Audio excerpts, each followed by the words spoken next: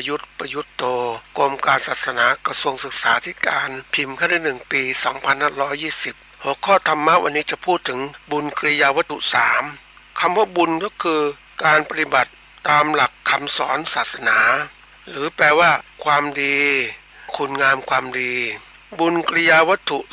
3ในที่นี้คือที่ตั้งแห่งการทำบุญเรื่องที่จัดเป็นการทำความดีการทำความดีในที่นี้จะพูด3ประการคือบุญกริยาวัตถุ3ก็คืออันที่1ทานามัยบุญกริยาวัตถุการทำบุญด้วยการให้ปันสิ่งของ2ศีลไมยบุญกริยาวัตถุการทำบุญด้วยการรักษาศีลหรือประพฤติดีมีระเบียบวินัย3ภาวนาไมยบุญกริยาวัตถุทำบุญด้วยการเจริญภาวนาคือการฝึกอบรมจิตใจอันนี้พูด3อย่างแต่จริงๆบุญมีบุญกริยาวัตถุมีถึงอย่างขึ้นไปนะก็แล้วแต่นี้พูดถึง3อย่างซึ่งเราสามารถทำได้ง่ายโดยการให้ปันสิ่งของการรักษาศีลรักษาระเบียบวินัยการทำบุญด้วยการเจริญภาวนาซึ่งทั้ง3อย่างเนี้ยเราสามารถทำได้ง่ายแล้วก็มีผลให้เห็นชัดต่อเราโดยตรงมีสิ่งหนึ่งที่อยากจะบอกก็คือว่าในส่วนที่เราทำได้ง่ายนะในการทำเนี่ยคือการเรียกว่ารักษาศีลหรือรักษาระเบียบวินัยการภาวนาคือการฝึกอารมณ์จิตใจการฝึกอบรมจิตใจเนี่ยมันเป็นหัวข้อหนึ่งซึ่งเรียกว่าเป็นการสร้างคุณงามความดีให้เกิดขึ้นด้วยตัวเราเองคนส่วนใหญ่ไม่ค่อยเขาเรียกว่าไม่ค่อยใส่ใจเรื่องนี้เรื่องการอบรมจิตใจของเราทำยังไงให้จิตใจของเรานั้นเป็นบุญก็คือมีคุณงามความดีคือการที่รู้ตรงนี้ได้เนี่ยจิตใจของเราก็ต้องมีความเขาเรียกว่าความสงบมีความสงบ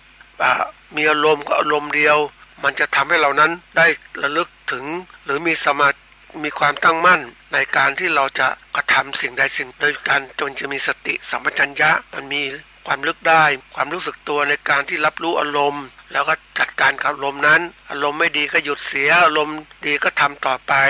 อันนี้เป็นสิ่งที่เราสามารถทำได้ด้วยตัวเราเองการฝึกอบรมจิตใจนั้นเป็นเรื่องสำคัญนะท่านผู้ฟังใน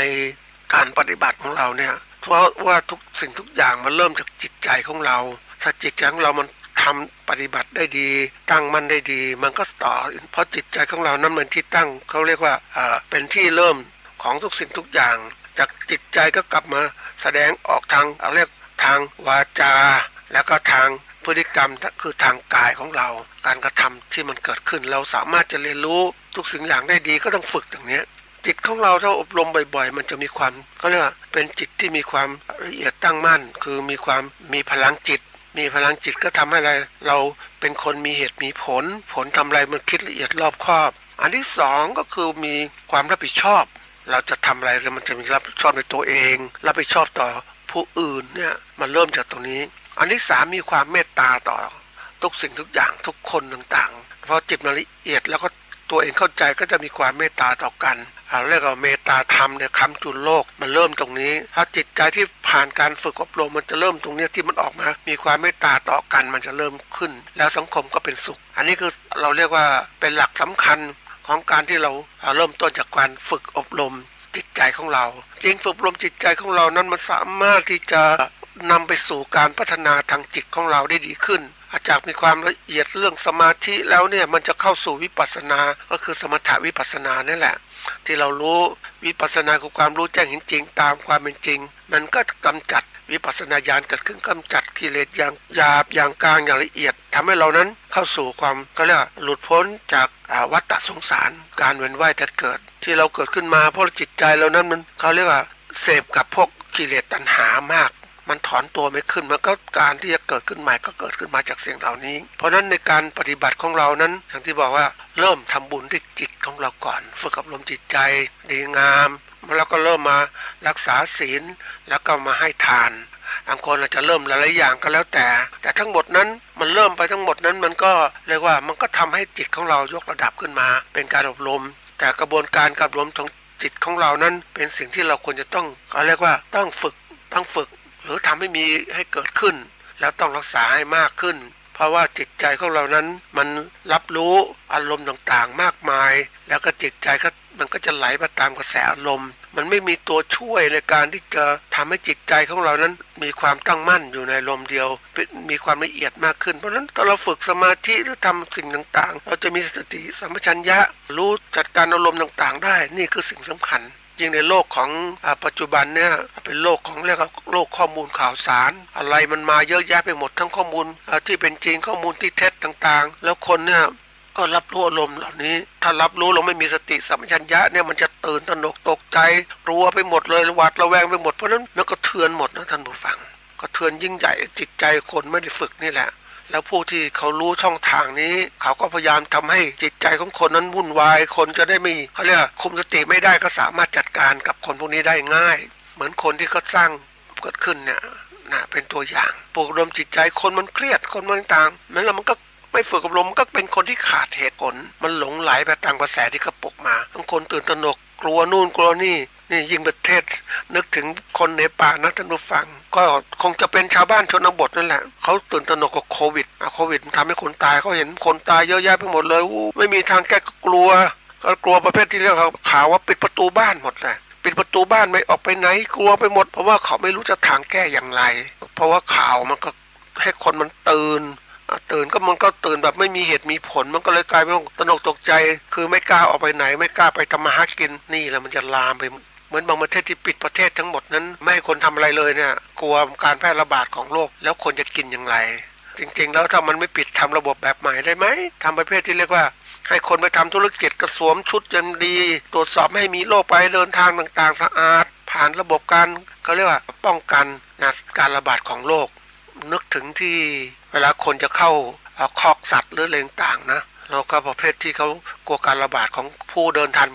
ไปดูคอกสัตว์หรือดูฟาร์มต่างๆเนี่ยเขามีตั้งแต่อะไรเดินไปก็มีน้ำฆ่าเชื้อโรคที่ติดมากับรองเท้าต่างๆแล้วก็มีประเภทที่เรียกว่ามีอะไรน้ำยาฆ่าเชื้อโรคที่สเปรย์มาที่เขาเรียกว่าถูกชุดที่จะเข้าเยี่ยมฟาร์มต่างๆมันกำจัดเชื้อโรคทั้งหมดแล้วก็มีถุงมือมีใส่หน้ากากการปนเปื้อนหรือการแพร่กระจายเชื้อโรคอันนี้ก็ถ้าใช้แบบนี้มันก็ธุรกิจก็เดินไปได้นะยิ่งปัจจุบันเรามีช่องทางทำธุรกิจแบบใหม่ก็คือเป็นช่องทางที่เรียกว่าติดต่อข้อมูลข่าวสารทางสมาร์ทโฟนต่างๆเหล่านี้มันก็ทำงานได้คนจะซื้อของก็สั่งนู่นสั่งนี่เลยคนที่ทำหน้าที่เดินส่งของก็มีการป้องกันการระบาดของโรคเพราะนั้นมันก็โรคก็ไม่เกิดขึ้นแต่ถ้าปิดหมดเนี่ยโอ้โหอันตรายแล้วไม่มีธุรกิจเดินไม่ได้มันก็สร้างความเสียหายที่เกิดขึ้นนี่อันนี้คือตัวสำคัญการที่จะควบคุมนั้นต้องใช้หลักการควบคุมที่ว่ามีเหตุมีผลทางวิทยาศาสตร์เข้าประกอบด้วยแต่ทีนี้ถ้าคนควบคุมไม่เป็นใช้หลักของอะไรไม่ใช่หลักการมีเหตุมีผลทางวิทยาศาสตร์ก็ใช้อารมณ์เป็นที่ตั้งอารมณ์ในตัวร้ายเลยถ้ามันไม่มีเหตุผลปุ๊บมันพังทั้งระบบเลยแล้วมันก็เทือนทั้งหมดเลยนะลามไปถึงอะไรสภาพเศรษฐกิจสังคมการเมืองการปกครองสิ่งแวดล้อมต่างเพราะคนไม่ได้ออกไปทำมาหากินคนอยู่แล้วคนก็เครียดนะอันนี้เรื่องใหญ่นะเรามาถึงตรงนี้ก็เรียกว่าเป็นเรื่องของผลกระทบทางจิตใจกันแล้วกันถ้าเราไม่สามารถฝึกจิตใจให้มันมีความเรียกว่ามีความเป็นจิตใจที่มีคุณภาพมีความตั้งมั่นมีสติสัมปชัญญะเนี่ยมันพังทั้งหมดเลยครับเพราะนั้นจุดเริ่มนี้ก็คือเรื่องของการที่จะทำบุญช่องทางนี้ก่อนก็ได้นะฝากไว้วันนี้จะเข้าสู่รายการเรื่องของบทเรียนผู้ประกอบการทีนี้บทเรียนเนี่ยเราก็ดูความหมายซะก่อนว่าบทเรียนคืออะไรบทเรียนคือคำสอนที่กำหนดให้เรียนหรือข้อที่เปิดที่เป็นคติเตือนใจให้เป็นคนเรียนรู้มีคติจะเป็นบทเรียนและเรื่องใดเรื่องหนึ่งก็ให้เป็นบทเรียนคนก็จะเข้าใจตรงนี้เป็นบทคำหมายของบทเรียนแต่เรียนคืออะไรบางคนก็อยากรู้เรื่องเรียนเป็นคำกริยาแปลว่าเข้ารับความรู้จากผู้สอนจริงๆหรือว่ารับการฝึกอบรมเพื่อให้เกิดความเข้าใจหรือความชำนาญอันนี้จากผู้สอนคนเรามักจะมองไปว่าเรียนเนี่ยจะต้องมีผู้สอนนะมีทำให้เกิดความรู้ความเข้าใจมีเกิดความชำนาญจริงๆแล้วเขาเรียกว่ามองไปข้างนอกนะแต่ตัวสำคัญที่สุดก็คือตัวเองนั่นแหละตัวเองจะต้องเป็นผู้ที่เรียกว่าเป็นผู้สอนตัวเองในการเรียนรู้หรือความชำนาญที่เกิดขึ้นอย่างวงการปฏิบัติธรรมเนี่ยพระอริยบุคคลท่านก็มีบทปฏิบัติไปแล้วครูบาอาจารย์แนะนำไปแล้วก็ไปปฏิบัติไปถึงเข้าขั้นก็จะเกิดอะไรขึ้นก็เกิดผู้รู้ก็จะมาสอนทำอย่างไรมันถูกต้องก็คือจิตของเรานี่แหละมันจะเกิดขึ้นจิตมันพัฒนา จากการปฏิบัติเนี่ยมันจะเป็นจิตที่เขาเรียกว่าเป็นผู้รู้สอนเราแล้วก็สอนเราก็ทำให้เรานั้น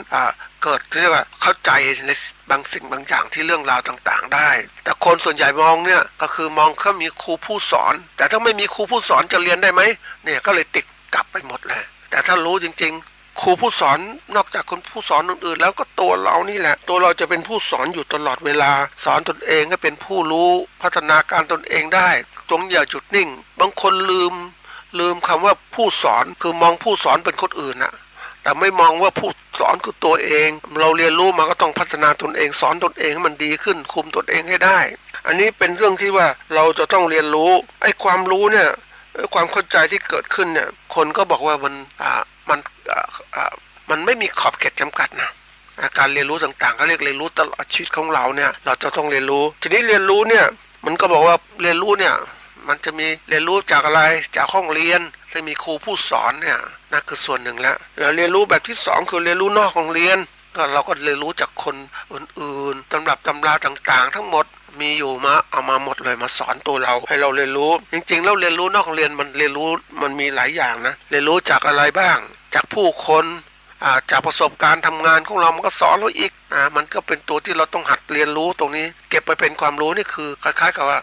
สอนตัวเราด้วยเรียนรู้จากอะไรจากการเรียนสถานการณ์สิ่งแวดล้อมต่างๆรอบๆของเราเป็นแหล่งความรู้ทั้งหมดนะท่านผู้ฟังที่จะสอนเราให้เราเรียนรู้ไม่ใช่ว่าจะไปฝากคนโน้นนี้เขาตัวเราเนี่ยที่บอกต้องเรียนรู้นี่แหละมันจะสอนให้เข้าใจเราเข้าใจสถานการณ์ต่างๆที่เกิดขึ้นมาในเรื่องที่ต้องมาพูดถึงเรื่องเหล่านี้บทเรียนกับผู้ประกอบการเนี่ยก็เพื่อที่จะให้นั้นคือภาพรวมสูงสุดก็คือว่าเราต้องการพัฒนาการเกษตรของประเทศให้เป็นเขาเรียกประเทศเกษตรอุตสาหกรรมที่มันจะมีความยั่งยืนที่เกิดขึ้นทั้งไม่ว่าจะภายนอกภายในประเทศเราก็ทำได้หมดให้ผู้ประกอบการมีความรู้ให้มันเกิดความยืนที่นี่ทำยังไงตรงนี้ให้มันยั่งยืนก็เขาอันที่สองก็คือว่าต้องมีผู้พัฒนาผู้ประกอบการของเรานี่แหละจากเกษตรกรธรรมดาให้เป็นเกษตรกรให้เป็นผู้ประกอบการแต่ก่อนมีชอบพูดกันหลายเกษตรกรมีสมาร์ทฟาร์มเมอร์เนี่ยพยายามทำรัฐบาลใช้ศัพท์เยอะแยะนะก็คือพยายามให้เกษตรกรธรรมดาเป็นเกษตรกรที่ฉลาดแต่ไม่เคยพูดถึงในขั้นตอนที่3ก็คือว่าเป็นผู้ประกอบการที่ฉลาดจริงๆแล้วในเรื่องการประกอบการเกษตรทั้งหมดเนี่ยถ้าเรามองให้มันใหญ่ๆนะท่านผู้ฟังเราจะรู้และเข้าใจว่าถ้าเรามองภาพมันเล็กเราก็ทำเล็กๆแต่เรามองภาพใหญ่เนี่ยจะเห็นว่ามันอะไรมันสำคัญนะจริงๆแล้วถ้าเรามองการงานของเราเนี่ยโอ้แค่เกษตรธรรมดาปลูกพืชเลี้ยงสัตว์แล้วก็ทำอย่างนี้ไปมันก็ไม่เกิดการพัฒนาใช่ไหมเพราะเรามองมันเล็กแต่เราบอกเฮ้ยอาชีพนี้สำคัญมันไม่ใช่ธรรมดามันใหญ่โตมันเป็นการเชื่อมต่อระบบต่างๆเพราะคนต้องกินต้องใช้สินค้าเกษตรอย่างเนี้ยเราต้องทำให้ดีเพราะเรามีรายได้แน่นอนถ้าเราทำจริงจังนี่คือการยกระดับความรู้ความคิดของเกษตรกรเป็นผู้ประกอบการแล้วมันจะเริ่มตรงนี้เพราะนั้นเราก็จะมีความตระหนักสนใจใส่ใจในการพัฒนาเกษตรของเราให้มันมีความอะไรเขาเรียกว่าเจริญก้าวหน้าขึ้นที่ผ่านมาเนี่ยอย่างที่บอกว่าประเทศไทยนั้นเราไม่ได้ใส่ใจตรงนี้เราก็คิดว่าเฮ้ยเกษตรกรธรรมดาไปอยู่งั้นนะมีกระทรวงเกษตรมีอะไรต่างมีภาครัฐต่างๆก็ทำงั้นนะจริงๆแล้วมันเปลี่ยนแล้วใหม่แล้วว่าในระบบความคิดของเราเนี่ยมันไม่ใช่คิดเฉพาะอย่างนะมันต้องคิดเป็นภาพรวมเวลามองเนี่ยอย่างมองเกษตรก็คือแค่เกษตรปลูกพืชเลี้ยงสัตว์จบมีกระทรวงเกษตรมีกรมส่งเสริมเกษตรมีอะไรต่างๆช่วยเนี่ยกรมวิชาการเกษตรให้ความรู้อะไรต่างๆมันอยู่แค่เนี้ยแล้วก็ทำไปทำมาเกษตรกรก็ผลิตผลมาค้าขายอะไรต่างๆไม่เป็นก็ยากจนอยู่ปัจจุบันเนี่ยเพราะว่าอะไรก็ขาดการมองเรื่องการตลาดขาดการมองเรื่องการค้าการขายคือมองไม่ครบระบบนะท่านผู้ฟังเพราะนั้นเวลาที่ทำอะไรต่างๆเนี่ยเขาบอกว่าต้องมองเป็นระบบไม่ว่าจะเป็นอะไรก็แล้วแต่ให้มองเป็นระบบมันจะเห็นการเชื่อมต่อมีเครือข่ายมีระบบงานต่างๆทำนี้เป็นขั้นนี้อันนี้มันจะเห็นความสำคัญเกิดขึ้นมันไม่ใช่ทำอย่างที่บอกว่าเราใส่ใจพัฒนาเกษตรไปนู่นผลิตนู่นผลิตนี่มากมายและสินค้าก็ล้นตลาดราคาก็ตกต่ำเกษตรกรก็ยากจนลงเห็นไหมแล้วใครรับผิดชอบไม่มีกระทรวงรับผิดชอบไหมไม่รับเพราะว่าเขามีหน้าที่ทำวิชาการส่งเสริมต่างๆก็จบแล้วไอ้การก็ทำเป็นเรื่องเกษตรกรทำเองแล้วขาดทุนเองก็ต้องรับเองสินี่มันเกิดขึ้นจริงเพราะว่าไปเห็นมาแล้วไม่มีใครรับผิดชอบจริงๆเพราะนั้นวันนี้ถ้า ท่านผู้ฟังที่เป็นเกษตรกรต้องยกระดับตัวเองให้เป็นผู้ประกอบการเราต้องมีความรับผิดชอบตัวเองจะรับผิดชอบตัวเองก็ต้องมีคนที่ว่ามีความรู้มีอะไรต่างมีหลักเข้าใจ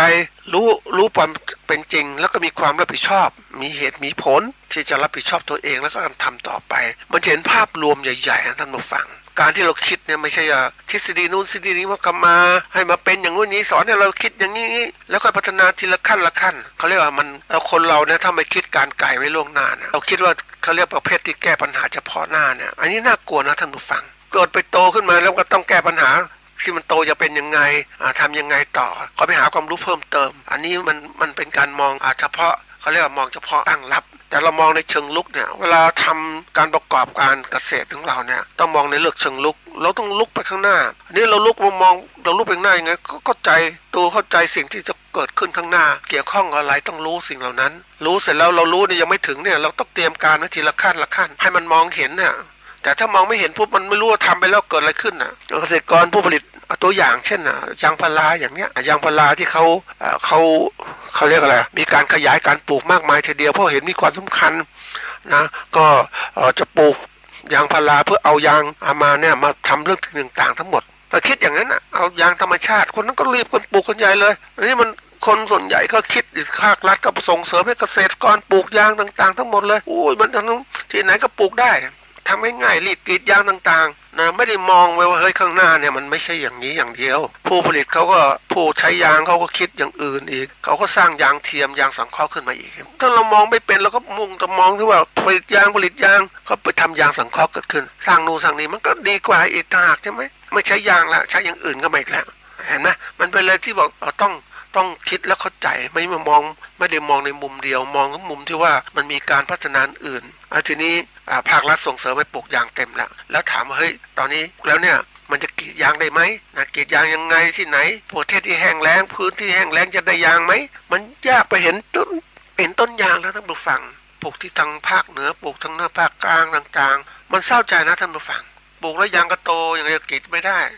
แล้วก็พื้นที่ป่าต่างๆจากที่มันเป็นป่าไม้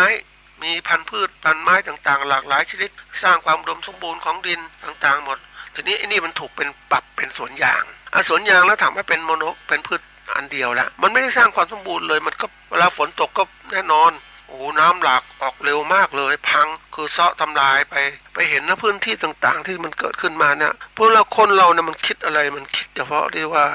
ด้านเดียวนะท่านผู้ฟังถ้าคนมองภาพรวมที่มันใหญ่มันจะคิดการทำงานที่มันคิดถึงมุมเขาเรียกว่ากระทบที่เกิดขึ้น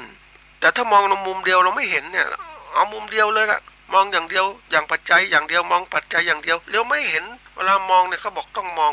รอบๆมีปัจจัยอะไรที่เกี่ยวข้องด้วยอย่างเราปลูกยางเนี่ยโอ้โหคิดว่าดีไว้แต่ที่ไหนได้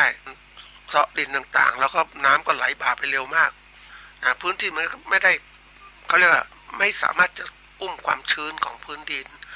อุ้มความชื้นคือน้ำในดินได้มันก็ไหลไปเสียหมดเลยขุดบ่อก็แก้ปัญหาไม่ได้ไอ้ที่จังหวัดอื่นๆก็ปลูกได้เพราะอะไรมันปลูกได้เพราะว่าอยู่ที่เขาทำภาคใต้อย่างเนี้ยภาคตะวันออกอย่างเนี้ยมันมีน้ำมีตลอดฝนตกบ่อยๆต่างๆความชื้นในนั้นมันเยอะมันก็สามารถจะกรีดได้อะไรได้แต่เรามาปลูกทางภาคเหนือเป็นยังไงเห็นไหมบางจังหวัดที่ทำได้น้ำดีๆแต่น้ำดีๆบางคนก็บอกเฮ้ยอย่างตัวอย่างนะเราก็ไม่คิดถึงมันจะเกิดขึ้นปลูกริมโขงปลูกในน้ำดีต่างๆแต่ปรากฏว่าจีนก็สร้างเขื่อนมาแล้วเห็นไหมมากั้นน้ำก็ไม่มีอีกไหมแล้วเวลาคิดเราต้องมองไปข้างหน้าว่ามันโลกพัฒนาต่างๆเราเห็นการมาประเทศต่างๆมันก็เริ่มที่จะเปลี่ยนแปลงถ้าเราไม่คิดรองรับการเปลี่ยนแปลงนะยิ่งไปเจอคนเกษตรกรชุดหนึ่งที่เขาประกอบอาชีพเลี้ยงผึ้งเนี่ยเขาไปเจอปัญหาบอกเฮ้ยก่อนเนี่ยทางอำเภอเทิงเนี่ยเลี้ยงผึ้งในสบายมีพันธุ์พืชต่างๆหมดเลยสบายมากอยู่ได้สบายเลี้ยงได้แต่หลายปีที่ผ่านมาเนี่ยอำเภอเทิงก็ปรับเปลี่ยนหมดเลยการเกษตรก็เปลี่ยนอะไรเปลี่ยนไปปลูกยางพาราเปลี่ยนไปปลูกสับปะรดมันไม่เหมือนกับสภาพพื้นที่เดิมพืชพันธุ์ไม้ต่างๆลดจำนวนลงเห็นไหมมันเดือดร้อนนี่คือตัวอย่างความเป็นไปนะเรื่องเขาเรียกว่าการเปลี่ยนแปลงทางการเกษตรอันนี้เป็นเรื่องที่ว่าต้องศึกษาเวลามองเนี่ยเราต้องมองถึงความเป็นไปของประเทศของเราที่จะเปลี่ยนนะถ้า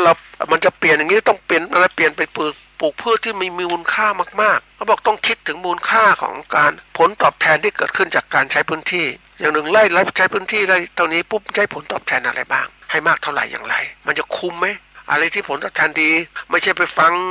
จากภาครัฐพูดว่าปลูกยางปลูกสับปะรด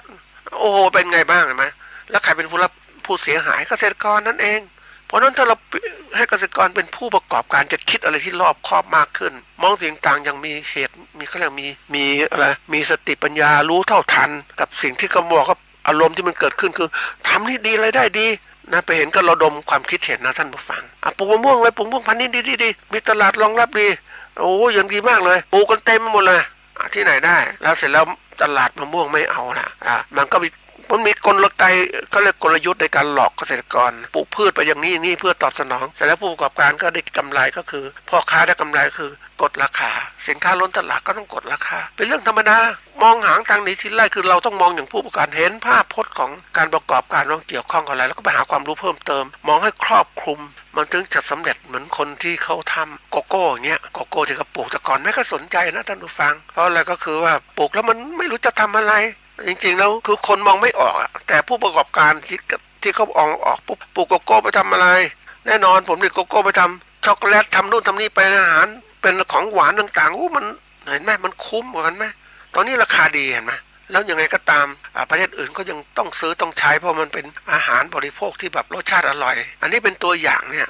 มันเป็นเรื่องที่ต้องมองพอเรามองเนี่ยมันต้องเห็นชัดเจนแล้วต้องพึ่งพาอะไรกลุ่มยังไงเป็นยังไงมันมองอย่างผู้ประกอบการมันการฝึกการมองโลกเนี่ยมันเหมือนกับว่าถ้าเราอยากจะเป็นผู้อย่างเป็นคนอย่างนี้ต้องหัดมองแล้วต้องหาความรู้ต่างๆมันจะเป็นคนที่เขาเรียกว่าคนที่เก่งมากขึ้นแต่ถ้าเรามองโลกไม่เป็นมันก็พูดยากนะมองไม่เห็นนะเพราะฉะนั้นจะทำไงก็ต้องไปเปิดโลกมันเปิดโลกทัศน์ทำยังไงเป็นสิ่งสำคัญนี่คือบทเรียนนะท่านผู้ฟังบทเรียนที่จะสอนเราเนี่ยมันมีทั้งหมดว่าอยากจะเรียนรู้ให้มากขึ้นเขามีคำหนึ่งอันนี้มีจากหนังสือพจนานุกรมพุทธศาสตร์เนี่ยเขาบอกว่าปัจจัยให้เกิดสัมมาทิฏฐิคือทางเกิดแห่งความคิดที่ถูกต้องหรือต้นทางของความดีทั้งปวงเนี่ยมันมีอะไรบ้างที่ต้องเกิดขึ้นก่อนนะท่านผู้ฟังสัมมาทิฏฐิเนี่ยหนึ่งปรโตโคสะเนี่ยเสียงจากผู้อื่นการกระทำการกระตุ้นหรือการชักจูงจากภายนอกคือการรับฟังคำแนะนำสั่งสอนเล่าเรียนความรู้สนทนาซักถามฟังคำโฆษณาชักจูงของผู้อื่นโดยเฉพาะการสดับสัตธรรมจากผู้เป็นกัลยาณมิตรอันนี้ต้องสำคัญนะเดี๋ยวนี้การที่โฆษณาชวนเชื่อมีเยอะแยะเลยเขาเป็นกัลยาณมิตรไหมกัลยาณมิตรคือคนอะไรคนดีถ้าเป็นปุถุชนเนี่ยโอ้โหมันคนดิบเนี่ยกัลยาณมิตรคืออยากเป็นคนดีเพราะนั้นเขาไม่โกหกหลอกลวงถ้าเป็นนิยชนยิ่งดีใหญ่เลยเนี่ยเห็นไหมอันที่สองเนี่ยก็มาจากว่าโยนิโสมนสิกา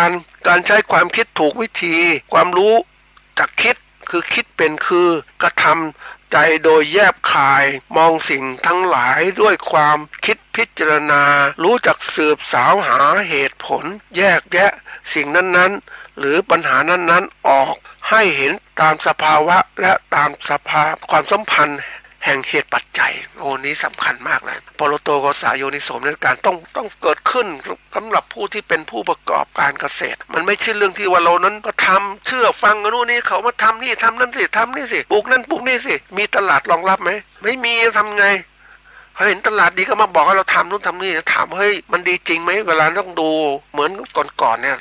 คือกาแฟเนี่ยพูดตรงๆนะตัวอย่างเนี่ยกาแฟเนี่ยมันก็เป็นตัวหนึ่งทีนี้ก่อนก็เป็นพืชที่ปลูกธรรมดาไม่คนสนใจแต่เมื่อคนได้เสพกาแฟปุ๊บก็เริ่มแล้วมีการปลูกมีการพัฒนาคุณภาพให้ดีขึ้นได้มาตรฐานส่งนอกต่างๆเกิดขึ้นก็สักพูดที่ปลูกกาแฟก็ร่ำรวยเพราะขายกาแฟเพราะว่าคนกินกาแฟแล้วก็ติดกาแฟแต่นี้ผู้ประกอบการที่เขาเก่งเขามองหาทางออกไว้ว่าจะต้องเป็นผู้ประกอบการเพื่อจะส่งออกนอกหาช่องทางพัฒนาการเขาเรียกอะไรการผลิตและการตลาดเลี้ยงรองรับไปหมดเลยเขาเตรียมไม่หมดแล้วเนี่ยปรากฏว่ามีเกษตรกรรายเล็กๆก็อยากจะเป็นผู้ปลูกกาแฟก็เขาบ้างปลูกเข้าไปเพื่อจะขายเองอะไรเองตามดอยเขาต่างๆเนี่ยมีหมดเลยแต่ถามว่าคิดอย่างผู้ประกอบการไหมไม่ได้คิดอะไรทีนี้มันก็มีการค้าการขายที่เกิดขึ้นเพราะว่าประเทศเราติดต่อค้าขายนะก็เกิดอะไรขึ้นมาก็เกิดสภาวะเรียกว่าที่อื่นก็คิดแบบเดียวกันอีกในประเทศลาวก็คิดเวียดนามก็คิดทีนี้ปรากฏว่าของเขาขายไม่ได้เพราะเขาไม่ได้คิดให้เป็นระบบเขาคิดมองภาพเฉพาะเป็นผู้ปลูกนั้นก็ต้องคิดหนึ่งนะจะขายยังไงไม่รู้ขายที่ไหนก็มาขายแข่งกับประเทศไทยสมมตินะเอากาแฟเข้ามาสวมสิทธิ์เป็นกาแฟดอยทางเหนือของเราเนี่ยโอ้ยมาขายไอ้ผู้ประกอบการที่เขามั่นคงเขารู้เขาก็ไม่ซื้อแต่ผู้ประกอบการที่เกษตรพ่อค้าที่เขาพยายามที่จะทำตรงนี้เขาก็ซื้อไปขายปรากฏก็เป็นกาแฟที่ไม่มีคุณภาพ อย่างเนี้ยหรืออย่างหนึ่งคือกาแฟทางภาคใต้กาแฟภาคเหนือมันเขาเรียกมันนุ่มนะมันคือไม่เข้มข้นของภาคใต้กาแฟอินมันไม่เท่ากันอันนี้เขาก็ผสมเอามันเอานู่นมาใส่นี่อันนี้มาใส่นั่นคือผู้ประกอบการที่เขาเก่งเขาจะปรุงรสเพราะเขาค้าขายเนี่ยเขาขายผู้ผลิตขายกับผู้พวกเขาจะเอากาแฟอาราบิก้านะภาคเหนือกาแฟโรบัสต้าทางภาคใต้ผสมกันอัตราส่วนเท่าไหร่มันมีสูตรเฉพาะของเขาเนี่ยเขาก็สร้างตลาดตอบทำให้ผู้บริโภคติดอกติดใจก็บริโภคสินค้าของเขาก็ไปได้ดีอันนี้คือตัวอย่างนะอันนี้คิดอย่างผู้ประกอบการเขาจะเห็นชัดเจนว่าจะขยายการผลิตยังไงมองยังไงแต่ถ้าคิดอย่างเกษตรกรคิดว่าจะผลิตอย่างเดียวแล้วมาขายไข่เหมือนกับอย่างประเทศไทยบางกลุ่มเกษตรกรบางกลุ่มในไทยผลิตไปแล้วก็ไม่ค่อยมีราคากาแฟก็ขายอย่างเงี้ยยิ่งไปเจอสภาวะที่เรียกว่ากาแฟนอกเข้ามาอีกโอ้ยมันเติมใครจะช่วยใช่ไหมอันนี้เป็นตัวอย่างไม่มีใครช่วยเพราะกระทรวงเกษตรเขาก็ไม่ได้ช่วยเพราะไม่มีความถนัดเรื่องการค้าการขายและลำบากเกษตรกรนะผลิตมาได้ราคาต่ำทำไงนะอันนี้เป็นตัวอย่างแต่ผู้ประกอบการที่เขาเก่งเขามองออกเขาสร้างตลาดรองรับไม่กระทบกระเทือนเขาสามารถค้าขายได้ส่งนอกได้สบายเพราะกาแฟของเรานี่ก็ถือว่าผู้ประกอบการเขาเก่งๆเขามองออกนะเขาก็ส่งมีตลาดคือการพัฒนาเนี่ยเขาไม่ได้คิดถึงคือการที่คนเราจะมีความคิดเป็นผู้ประกอบการเขาคิดถึงเรื่องว่าทำแล้วเนี่ย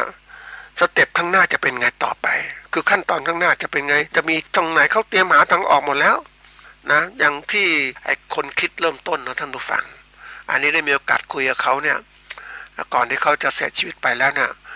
เขาเป็นนักท่องเขาเป็นผู้เดินทางไปต่างประเทศคนนี้เขาเดินทางออกจากประเทศไทยไปหลายประเทศแล้วก็ไปผ่านประเทศที่ปลูกกาแฟในแนวปลูกกาแฟเขาก็รู้เฮ้ยแนวนี้มันผ่านประเทศไทยผ่านทางภาคเหนือนะเขาก็มองเห็นว่าช่องทางการผลิตกาแฟเนี่ยดีแล้วก็ที่อื่นเนี่ยแนวโน้มของประเทศที่เขาที่มีชื่อในการผลิตกาแฟเนี่ยที่ของโลกเนี่ยอยู่ในเขตนี้อยู่ในเส้นลุงนี้เส้นลุงนี้แกก็มาคาดว่ามันตรงประเทศไทยแหละตรงทางจังหวัดเขาเรียกว่าเชียงรายนี่แหละเชียงรายเชียงใหม่ข้างบนนี่แหละทีนี้แกก็กลับมาแล้วก็เริ่มสนับสนุนการปลูกกาแฟสำหรับภาคเอกชนเพราะว่าภาครัฐเนี่ยเขาส่งเสริมเฉพาะที่เรียกว่าอะไรเฉพาะพืชที่มีแนวโน้มการตลาดที่ดีอะไรต่างๆทีนี้ตลาดมันยังไม่ดีเพราะนั้นไม่มีคนพัฒนาแต่ผู้ชายคนนี้เนี่ยเขามองเห็นแล้วเขาก็มองเห็นจะพัฒนาชาวเขายังไงให้มันร่ำรวยยังไงในการปลูกกาแฟขายเขาเรียกขายส่งตลาดโลกเนี่ยแกก็ทำตรงนี้จริงๆแล้วก็พัฒนาให้ชาวบ้านมีความรู้ต่างๆมีโรงคั่วต่างๆทั้งฝีมือการคั่วนี่เก่งมากเนี่ยสร้างกาแฟที่มีชื่อเสียงแล้วก็ส่งขายไปตลาดโลกก็เลยไม่มีปัญหาตรงนี้ทีนี้ก็สามารถทำในกลุ่มเขาร่ำรวยแต่นี้ภาครัฐเรื่องอะไรต่างเห็นกระปุกกาแฟดีก็สนับสนุนกระปุกแต่ปลูกแล้วขายไข่ตลาดไม่รองรับนะเพราะขายในประเทศก็ได้ระดับหนึ่งเท่านั้นแหละเพราะนั้นเวลาที่เราจะดูอะไรต่างๆเนี่ยเราจะฟังจากใครก็ต้องพยายามดูศึกษาให้จริงๆว่ามันเป็นเพราะอะไรจะมีเหตุอะไรมันถึงก็ครอบคลุมนะอันนี้เป็นตัวสำคัญมันก็เราไปฟังว่าปลูกยางพาราดีงู้นดีงี้ก็ปลูกกันไปทั่วไปหมดแล้วตลาดรองรับเป็นยังไงมีขายที่ไหนผลิตได้มากไหมอย่างเนี้ยเราต้องคิดนะท่านผู้ฟังบางทีบางสิ่งบางจุดของประเทศเราเนี่ยอย่างภาคเหนือเราเหมาะการปลูกพืชอะไรพืชอื่นไม่เหมาะการปลูกยางพาราปลูกยางพาราเป็นยังไงมันมีปัญหายังมันต้องดูนะท่านผู้ฟังมันเป็นพืชต่างๆต้องเลือกเพราะประเทศไทยที่จะเก็บความชื้นในดินได้ต้องมีความหลากหลายของพืชพันธุ์ไม้มีพืชพันธุ์ไม้ตั้งแต่ระดับล่างระดับสูงอย่างเงี้ยระดับล่างจะขึ้นยังไงมันต้องเกื้อกันนะเกื้อกูลกันนี่คือการมองเพราะฉะนั้นการที่เรารู้ได้มากๆเนี่ยเราจำเป็นจะต้องเรียกว่าใช้หลักการสัมมาทิฏฐิก็คือปรโตโคสะอโยนิโสมนสิการลำพังที่เราปรโตโคสะไปฟังจากคนอื่นมาหมดดีไปหมดเลยแล้วไม่มีการพิจารณาไม่มีโยนิโสมนสิการพิจารณาในใจโดยแยบคายเนี่ยไม่เกิดขึ้นเพราะนั้นมันก็กลายเป็นผู้ที่ถูกเขาหลอกลวงหรือถูกเขาจูงจมูกเนี่ยมันเป็นเรื่องที่สำคัญนะท่านผู้ฟังบางทีถ้าเรามองเรื่องราวต่างๆ ในฐานะที่เราเป็นผู้ประกอบการเราต้องมองให้รอบคอบจริงๆเลยนะเราถึงจะเก่งนะอันนี้เป็นตัวหนึ่งที่สำคัญเพราะนั้นอันนี้เป็นบทเรียนนะเวลาที่เราเรียนรู้จะเป็นผู้ประกอบการเขาบอกว่าเมื่อเราได้ความรู้ที่ถูกต้องไปแล้วเราก็ต้องเป็นผู้ที่เรียกว่ารู้เอาความรู้นั้นนะมาทำเป็นจริงๆเลยให้มันดีขึ้นแล้วก็พัฒนาไปด้วยโดยใช้หลักการที่เรียกว่ามันที่หลายคนใช้อย่างครับวางแผนลงมือทำมีการตรวจสอบมีการพัฒนาเอาข้อมูลที่มันตรวจสอบไม่ดีไหนไม่ดีมาพัฒนาใหม่มันดีขึ้นอันนี้ระบบนี้มันจะเกิดขึ้นถ้าเราเป็นผู้ประกอบการก็หัดใช้แบบเนี้ยนะไม่ใช่ว่าทำไปอย่างเนี้ยทำไปทุกปีอย่างเนี้ยมันก็เลยกลายเป็นว่าไม่มีการพัฒนาแต่การพัฒนามันจะเกิดขึ้นอย่างไรก็เกิดขึ้นจากผู้ทำนี่แหละเห็นโลกมันกว้างขึ้นอยากจะดีขึ้นนั่นแหละไอ้ความอยากดีเนี่ยมันตัวสำคัญนะท่านผู้ฟังนะมันเป็นผลสำคัญนะถ้าเรารู้จักคิดไอ้ความอยากดีคือดีกว่าเดิมดีกว่าเดิมต้องพยายามอะไรมันดีกว่าเดิมมันก็ต้องศึกษาว่าสิ่งที่เราทำนั้นดีหรือเปล่ามันดีมันมีอะไรที่ดีกว่านี้ไหมมันจะก่อให้เกิดการพัฒนาทีนี้มันคนที่มันติดกับเป็นความคิดเดิมๆนะว่าอย่างนี้ดีแล้วนะไม่ต้องทำอะไรเพิ่มเติมแล้วอย่างนี้ดีเหมาะแล้วเหมาะสมแล้วนะแล้วถามว่าโลกมันเปลี่ยนยังไงเหมือนกันทำนาขั้นบันไดไปเห็นคือแต่ก่อนมันทำได้ท่านผู้ฟังทำนาบนขั้นบันไดบนภูเขาต่างๆเพราะมันดูดีเพราะน้ำมันดีสภาพแวดล้อมดีต่างๆมันทำได้น้ำก็มีฝนตกมาสบายกักเก็บไว้ทำขั้นบันไดนะไปเห็นขั้นบันไดแล้วบนภูเขาก็นึกเป็นยังไงก่อนมันดีทำมาว่าสภาพแวดล้อมเปลี่ยนพูดไงไม่มีแล้วทำไม่ได้แล้วเห็นไหมเพราะว่าสภาพแวดล้อมเปลี่ยนเนื่องจากคนทำลายป่าทุกวันนะแล้วปลูกเป็นปลูกพืชอื่นบางคนปลูกพืชอื่นเพื่อจะบอกเป็นป่าแต่เป็นป่าประเภทเลยเป็นเพราะว่าป่าชนิดเดียวกันป่ายางพาราอย่างเนี้ยนะมันก็กลายเป็นว่ามันไอ้พืชอื่นก็ขึ้นไม่ได้แล้วก็ความสมดุลของสิ่งแวดล้อมต่างๆมันเปลี่ยนไปหมดเห็นไหมคือเราต้องคิดไปเผื่อข้างหน้ามาแล้วทำอะไรไม่ใช่ว่าคิดไปเห็นภาพหนึ่งนะท่านผู้ฟังเขาก็พูดถึงคนแก่ของคนญี่ปุ่นนะเขาก็พยายามที่จะทำอะไรรักษาความอุดมสมบูรณ์ของดินเขาพยายามทำการเกษตรแบบว่าให้มีการทำปุ๋ยหมักทำนู่นทำนี่เพื่ออะไรคือเขามองถึงต่อว่าเพื่อจะส่งต่อผลหรือแปลงนั้นให้กับลูกหลานเขาจึงทำสิ่งที่ดีให้กับลูกหลานไว้เขาพยายามที่จะไม่ใช้อย่างอื่นให้มันดีๆสร้างความสมบูรณ์ของสิ่งแวดล้อมตามธรรมชาติให้มันดีคือส่งต่ออย่างเนี้ยอันนี้สำคัญนะการคิดถึงข้างหน้าว่าถ้าลูกหลานเราทำได้ประโยชน์สูงสุดจากการเกษตรของเราแบบเกษตรเคมีเต็มที่เลยนะแล้วเสร็จแล้วผลเสียที่เกิดขึ้นข้างหน้าเป็นยังไงไม่รู้นะเหมือนเกษตรกรบางท่านที่ตัวอย่างอย่างเกษตรกรภาคกลางที่มีการใช้เกษตรเคมีกันมากๆใส่ปุ๋ยมากๆมายดินมันเสียไปหมดแล้วนะท่านผู้ฟังแล้วไม่ตระหนักถึงให้มันต้องสมบูรณ์จุลินทรีย์ในดินจะเป็นยังไงจะขยายอย่างไรถ้าเรามีการคิดเพิ่มเติมนะท่านผู้ฟังมันจะเห็นเลยว่าไอ้การเกษตรแบบธรรมชาติเนี่ยมันจะดียังไงมันยั่งยืนยังไงนะแต่เกษตรแบบเคมีที่มันรัดตัดตอนได้ผลิตดีนะมันเป็นยังไงมันวูบวาบมันได้ดีป๊อบเดียว30 ปีดีจะถามว่าข้างหน้าเป็นยังไง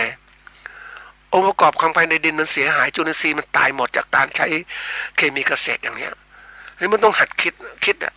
คือคนส่วนใหญ่ถ้ามองการใกล้กับการไกลมันต่างกันนะการใกล้ก็หวังประโยชน์ให้มันได้เร็วนะแต่มองการไกล เห็นว่าประโยชน์มันต้องรักษาไม่ใช่เอากอบโกยจนทั้งมันสร้างผลเสียที่เกิดขึ้นอันนี้คือการมองนะการมองแบบเขาเรียกว่ามองแบบพิจารณาอยู่แยบคายนั่นเองคนบางคนตอนนี้เต็มไปด้วยประโยชน์ทำประโยชน์เฉพาะหน้ารับผลเสียเกิดขึ้นมาข้างหน้าก็แก้อีกทีก็แล้วกันบางคนคิดอย่างนั้นนะผลเสียค่อยว่าอีกทีนึงตอนนี้ขอให้เอาให้ได้ก่อนอย่างเนี้ยคือคิดมันไม่รัดกุมอะเราได้ขนาดมากเกินไปถามว่ามันเสียมากมันต้องดูว่าอันไหนที่ปรับปรุงยังไงมันดีนี่คือการใช้ปัญญา เขาเรียกสติสัมปชัญญะปัญญามาพิจารณาว่าทำแล้วมันดีดีตอนนี้แล้วก็ดีตอนข้างหน้าดีต่อไปแต่บางคนเอาไม่สนใจดีเฉพาะตอนเนี้ยข้างหน้าจะเป็นผลเสียยังไงเพราะว่าอีกทีนึงอันนี้คือคิดไม่รอบคอบการเกษตรเป็นเรื่องที่สำคัญนะท่านผู้ฟังเพราะเราอาศัยปัจจัยทางสิ่งแวดล้อมนะเราต้องทำมันอย่างยั่งยืนนะเขาเรียกเกษตรยั่งยืนนะมองรูปแบบหนึ่งแต่ยั่งยืนยังไงบางทีมันจะใช้เคมีอย่างเดียวไม่ใช่เคมีเกษตรใช้เกษตรธรรมชาติอย่างเดียวก็ไม่ได้บางทีมันดินมันเสื่อมมันต้องปรับปรุงมามีเคมีบ้างเกษตรธรรมชาติบ้างสลับกันไปจะปรับปรุงระบบต่างๆมันดีอย่างไรบางอย่างในใช้เคมีก็ถ้าพืชปลูกพืชแบบชนิดที่ไม่ใช้ดินก็ปลูกพืชแบบเคมีได้เต็มที่เลยไม่เกี่ยวข้องกันแล้วแต่ถ้ามาใช้ดินปุ๊บมันมีจุลินทรีย์ในดินที่เกี่ยวข้องในองค์ประกอบในดินอีกถ้าเราใช้เคมีมากเกินไปดินเสียต่างๆนะมันมีปัญหาเยอะแยะไปหมดเลยเหมือนกับเกษตรกรผู้ปลูกยางพารานะบนภูเขาอย่างเนี้ยก็คิดว่าจะปลูกได้เป็นป่าต่างๆแต่ฝนตกมันปุ๊บน้ำไหลบ่าหมดเลยดินธาตุอาหารดินไปหมดเลยนะนึกถึงประเทศเวียดนามนะท่านผู้ฟังไอ้ที่มันเป็นทะเลแม่น้ำแดงอะไรต่างๆเนี่ยตัวอย่างก็แน่นอนว่าเกษตรที่เปลี่ยนจากพืชพันธุ์ไม้ธรรมชาติเป็นมุ่งเป็นพื้นที่เกษตรแต่การทำลายต่างๆเนี่ยมันเกิดขึ้นมากนะเวลาฝนตกทีนึงไปหมดเลยเพราะนั้นธาตุอาหารพัดพาถูกน้ำพัดพาหมดมันจะเป็นเราเห็นสังเกตได้อะลำน้ำต่างๆเนี่ยอย่างฝนตกแถวเชียงใหม่อย่างเนี้ยเห็นเลยว่าน้ำไหลลงเป็นยังไงบ้างไหลบ่าจากภูเขาเป็นยังไงน้ำตะกอนนั่นคือธาตุอาหารนะท่านผู้ฟังแต่ที่มันไม่มีธาตุอาหารมันกลายเป็นดินตะกอนที่ถูกซัดลงไปแล้วในความเปลี่ยนแปลงมันเกิดขึ้นอย่างนี้ในพยายามคิดนี่อันนี้เป็นคือว่าการที่เราจะได้บทเรียนต้องหัดคิดเราเป็นผู้ประกอบการต้องหัดคิดให้รอบคอบจะเป็นยังไงจะฟังจากข้อมูลจากภาครัฐอย่างเดียวก็ไม่ได้ข้อมูลต่างประเทศก็ศึกษาเพิ่มเติมกันมานะอันนี้เป็นสิ่งหนึ่งที่เขาเรียกว่าบทเรียนคือเอามาเป็นข้อคิดบทเรียนเนี่ยนะสรุปบทเรียนคือคำสอนที่กำหนดให้เรียนเพื่อเราจะรู้เรียนคืออะไรเรียนคือเข้ารับความรู้จากผู้สอนก็คือตัวเรานี่แหละนะหรือรับความอบรมเพื่อให้เกิดความรู้เข้าใจหรือความชำนาญเราทำบ่อยๆให้เกิดความชำนาญเราเป็นผู้ฉลาดให้มันเกิดขึ้นนะอันนี้ตัวสำคัญที่สุดเลย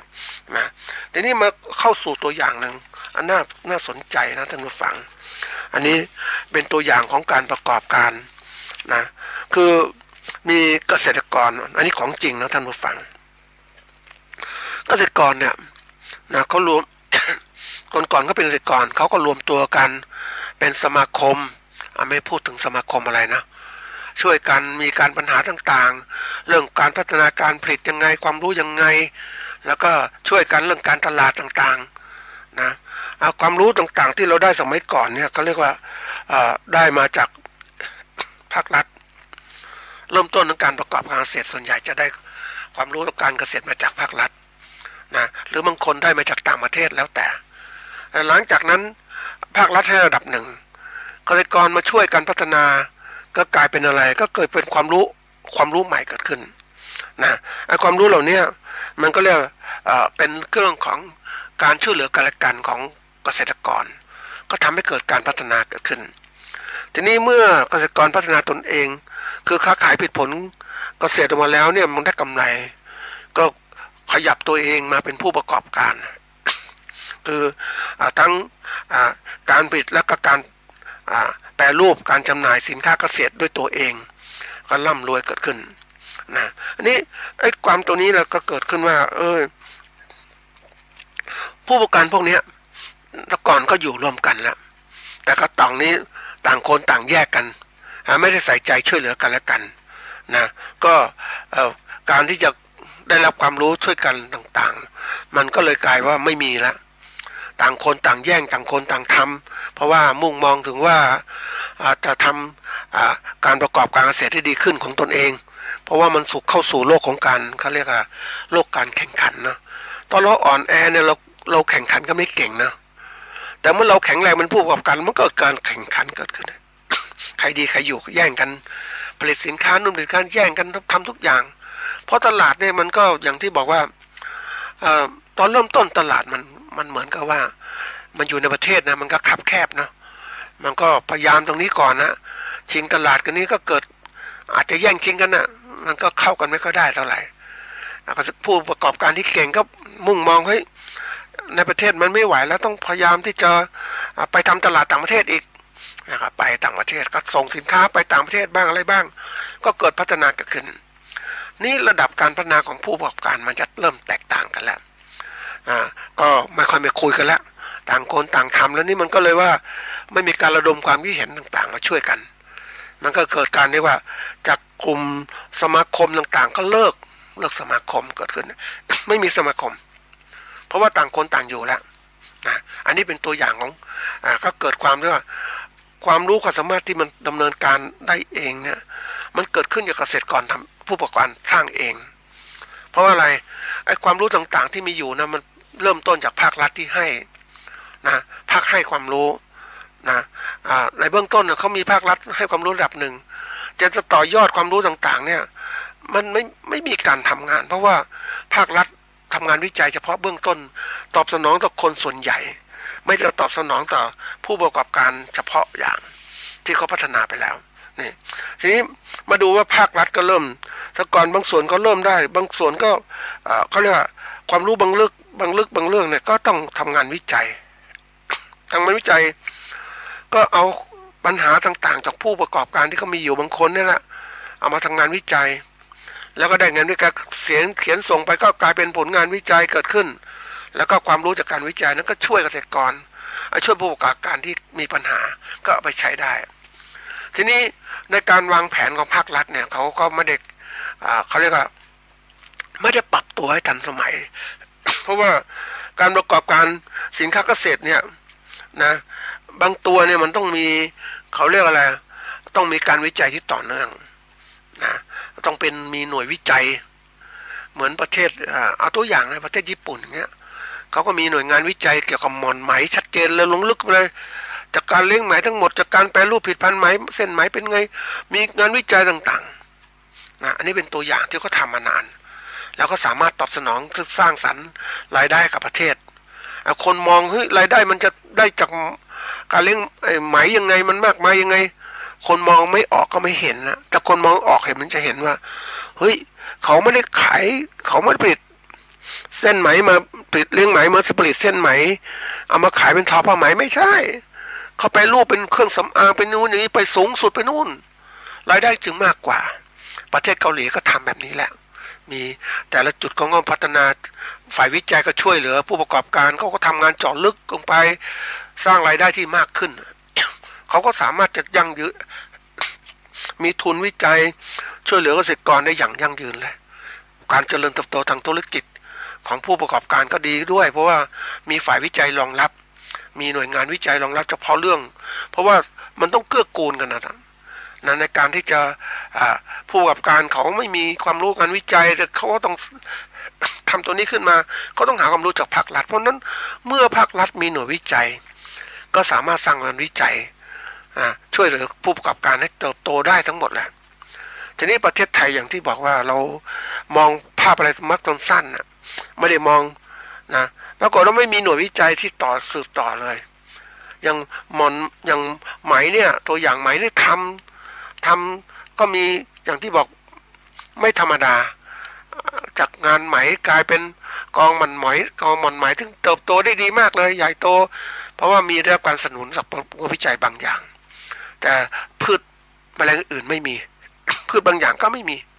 นะเพราะฉะนั้นบางตัวที่มองไม่ออกว่ามันมีความสำคัญข้างหน้าเป็นไงก็เลยไม่มีการสร้างหน่วยวิจัยเพราะฉะนั้นไม่มีหน่วยวิจัยไม่มีอะไรแล้วยิ่งข้าราชการเนี่ยท่านผู้ฟังก็คงรู้ว่าทำงานถึงอายุก็ต้องปลดเกษียณไปไม่มีงานไม่มีใครมาทำต่อแล้วคน คนรุ่นใหม่เขาก็ไม่ได้ใส่ใจมากมายก็แล้วก็ที่จะมุ่งการทำงานที่เจาะลึกเพราะบางอย่างเนี่ยการขอทุนวิจัยเนี่ยมันก็ต้องมองภาพออกว่าให้ออกว่าเฮ้ยงานวิจัยชิ้นนี้เนี่ยสำคัญนะ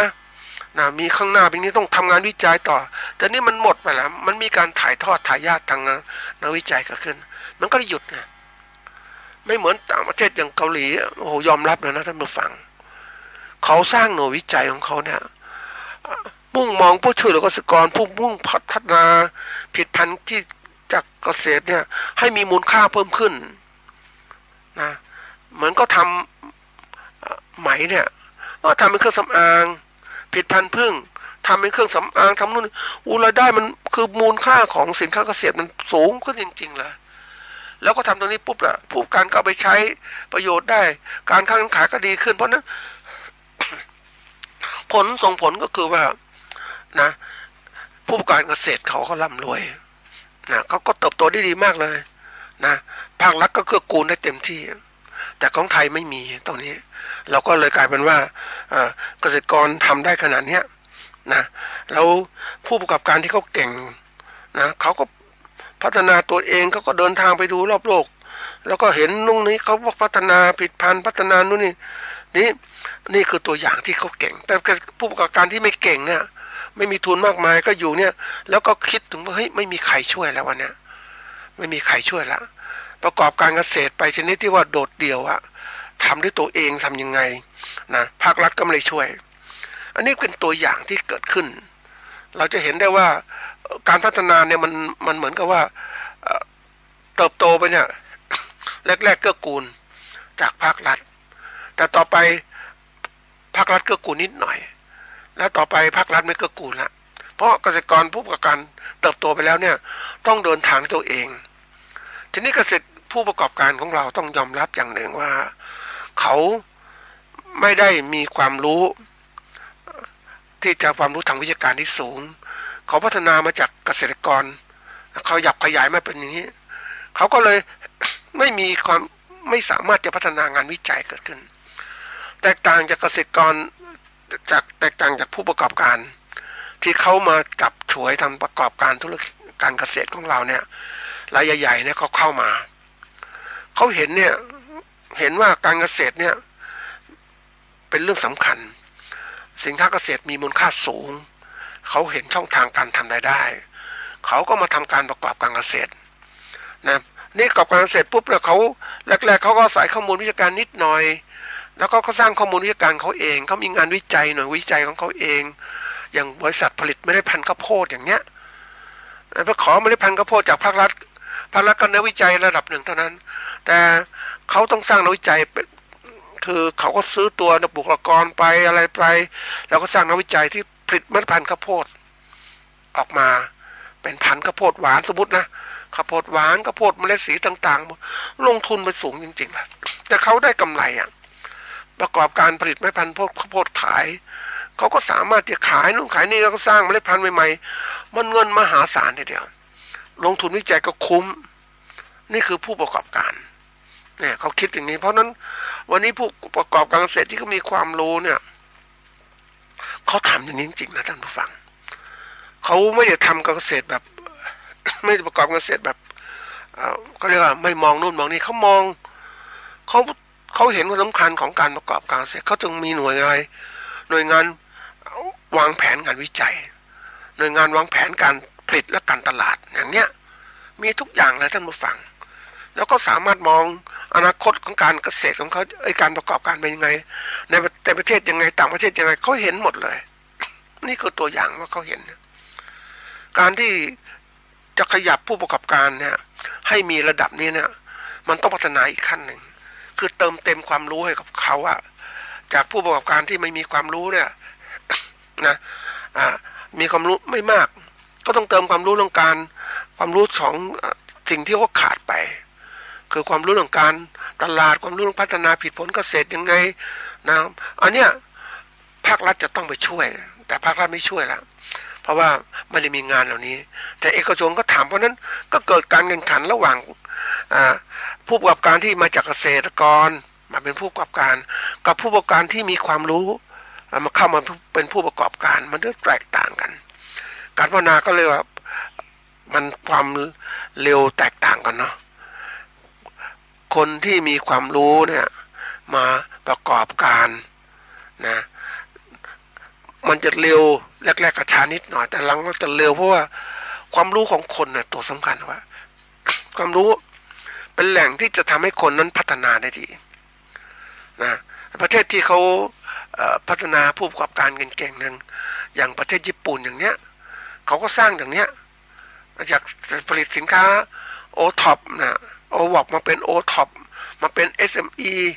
นะมาเป็นผู้ประกอบการรายใหญ่ก็เริ่มจากตรงนี้นะเสร็จแล้วก็รัฐบาลก็ช่วยแหละ